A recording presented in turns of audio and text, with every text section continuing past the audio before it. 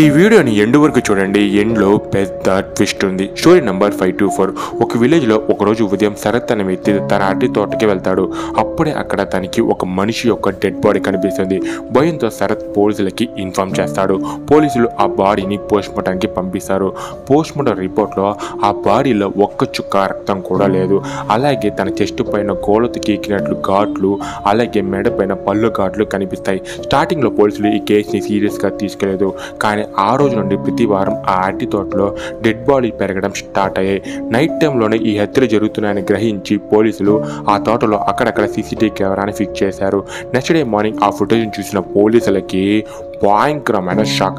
ఎందుకంటే ఆ ఫుటేజ్లో వాళ్ళు చూసింది పోటియానిక్ అని పిలువబడే ఒక రక్త పిశాచిని.